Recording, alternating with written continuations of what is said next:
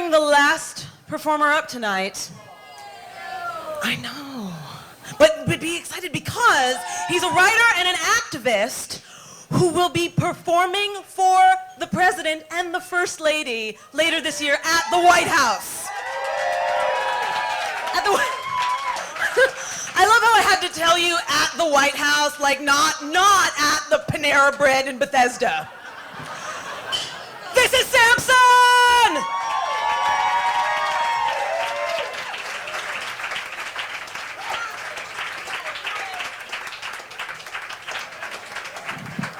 All right, how y'all doing tonight? Y'all doing all right?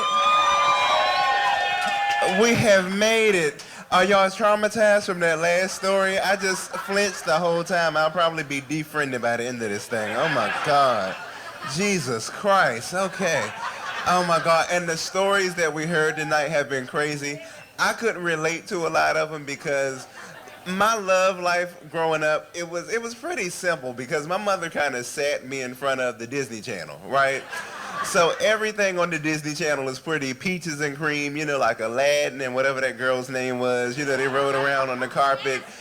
Her, yeah, the lady, she worked at a hot dog stand or something. Like her, what else? They had Ariel and the Prince, and I mean, all that stuff was so beautiful, right? But I couldn't relate to any of it because, like, I knew something was different about me, so I found out that I'm gay, right? And I know, thank you. Thank you so much. Thank you. Oh, I got a little cheerleading section. That's beautiful. Okay. No, and it is hard, okay, because a lot of people think, you know, you choose to be gay, you don't choose to be gay, okay?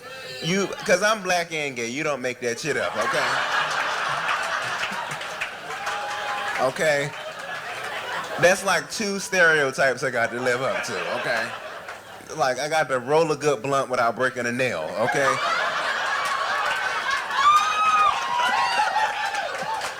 So that shit that's rough, okay. So the dealing with guys thing is kind of hard because I didn't lose my virginity. I didn't start dating until I was like 18 or 19, right? And especially like when I was coming up, we were watching the Tyler Perry movies, right? So all gorgeous men are on those movies. So I mean, all the men on Sex and the City, all the men on the TV are gorgeous. You know, they got all their teeth, both of their nipples, all that type of stuff. They don't live with their mama, you know. Those guys are wonderful. So you aspire to have a man like that, right? And my first boyfriend was pretty cool. Like, I almost made the mark. He had both his nipples, all his teeth, all that type of stuff. I just didn't like his best friend, but that was a whole nother story. So he pretty much, I hit the mark with that one, and I fell in love because, I mean, he was cute, you know, all that type of stuff. I did not get along with his best friend because he had this shitty best friend, and that's when the unraveling of our relationship started. His best friend was kind of ignorant, you know, and they put him in like a GED program. And so he got his GED and he got really arrogant once he got the GED. So, and he would want to come argue all the time and stuff like that. And see what I've learned, and this does not leave the room. I'm not better than anybody. Or nothing like that, but when you're arguing with somebody who got their GED, you just shut them down with big words out the dictionary, right? So he just come in now, you motherfucker, fuck you, and I'm like, get your illiterate ass out my face. Oh, so you trying to call me ugly now? You know, stuff like that, right? So we had the best friend. But we would have these little stupid arguments and stuff, and I found out he smoked weed and he liked to do all this other crazy stuff. And it kind of, once we moved in together, we found out it was more of a relationship of convenience. You know, it's just kind of like, we wanted to be with each other because I can cook, you know, I'm gorgeous. And you know, it's just kind of like it was a really cute relationship, you know, somewhere to stay, that type of thing. And so we got together. But he started doing really crazy things. You know, I'm one of those type of people, when I come in the house, don't say anything to me. And we really hated each other. Like, it got to a point where, because, you know, usually couples, y'all are like, especially like when you first get with somebody, you're having sex every day and all that type of stuff. But we would go to bed with like snowsuits on and stuff like that, okay? padlocks, don't touch me.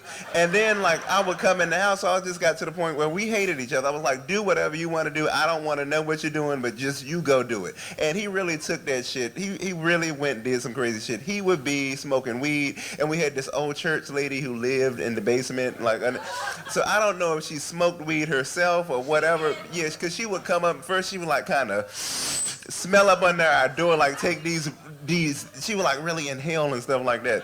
And so then she would call the police, and then he would start like dyeing the cat. We had a brown cat. He would dye the cat black. I mean, it was just from one extreme to another, like taking the hinges off the refrigerator. It was always something. So, even though we're in a relationship, I say don't cheat on me, okay? I don't care what you do, just cover the shit up outside of cheating. I don't want to know what you do, okay? So whenever I come in the house, I always bring my keys, throw my keys on the counter. I over-exaggerate a lot, too, when I come in the house. Throw the keys down, and I make this loud noise to let you know, don't ask me for no water. I'm not cooking. I'm not rubbing your feet. I'm not doing nothing, because I come in, I'm like, oh, God, the day was just rough, and then I go in the bathroom, close the door. Oh, God, the day was rough. This particular day, I come in the house, and I smell some cologne that I've never smelled before in there. Okay? And I'm like, something is going on in this house. But I go in the bathroom, and I'm in the bathroom for about 15 or 30 seconds, so that's your time to hide whatever you're doing. Okay? So I come out, and I go in the room, and he's in there in the bed with just underwears on, right? And I think that's weird because, like I said, usually we go to bed with more clothes on than we, that type of thing. So I was like, why don't he got his snowsuit on? That type of thing. And I lay down next to him, and he's just really, really nervous and suspicious acting. He's like, did you have a good day? I'm like, what the fuck is wrong with you? Because we usually cuss each other out like, you bitch, you're in here, you're funking up my house, that type of thing.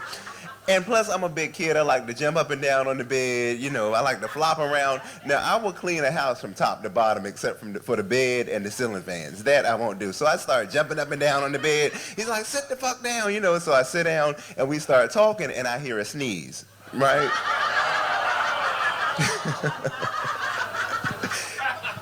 And so I look at him. I'm like, are you okay? He's like, oh, yeah, it's just the dust bunnies. And I'm like, okay, if you say so. And I'm thinking this is coming from somewhere, but when you're in love, you know things are going on, but you won't admit them to yourself, So I'm in there, sitting there, and I hear, chew, again. And I'm like, okay, what was that? And he was like, I don't know, maybe one of the neighbors are listening to us or something like that. And I'm like, you mean to tell me that lady climbed up on a chair and put her ear up to our ceiling? No, I don't believe that. So I hear, chew, again. He's like, okay, I'm going to go get a Benadryl. And he leaves the room. The bed shifts, and I hear another sneeze, and I'm like, okay, some shit is going on, and I hear, achoo, and then I hear, man, fuck this, and this big-ass boy crawled from up under our bed. Now, usually, because there are a lot of people say, oh, let me find out my man is cheating on me, I'm gonna beat a bitch with a flip-flop, this and that. And I do recommend flip-flops, because flip-flops don't leave a mark, and they're anti-hoe effective, okay? So this big ass boy crawls out from up under our bed, and I mean this boy is too damn big to be up under that bed, right? How you doing? And walks out and goes and gets a Benadryl and leaves my house, okay? Huh? Fuck that. I should have beat him with a flip-flop, okay? So my boyfriend, or ex-boyfriend, he comes back in the room. He's like, are you mad at me?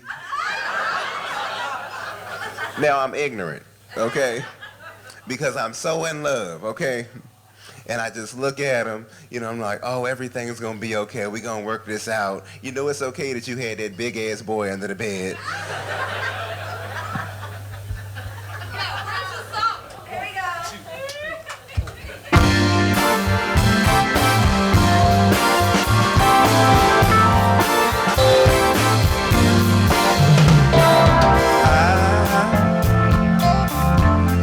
I'm so in love with you.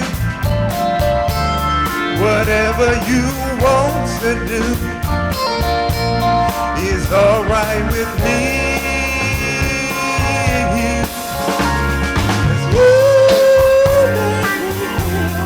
So brand new, and I want to spend my whole life with you.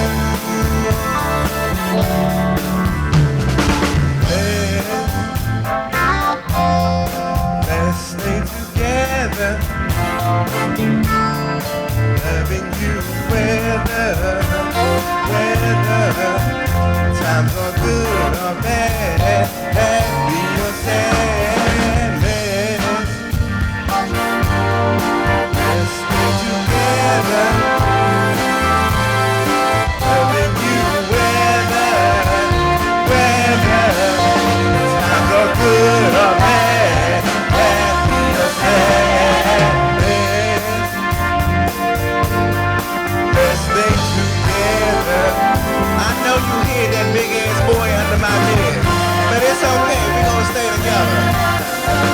Times are good or bad, happy or sad. Whether you a shitty cheater, I'ma keep loving your rotten ass. You dirty bitch. Whether times are good or bad, happy or sad.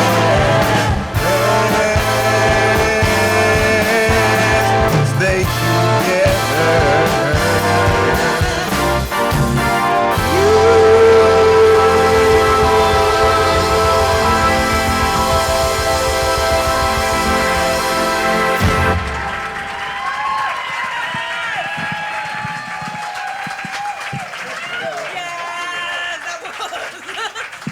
Sampson?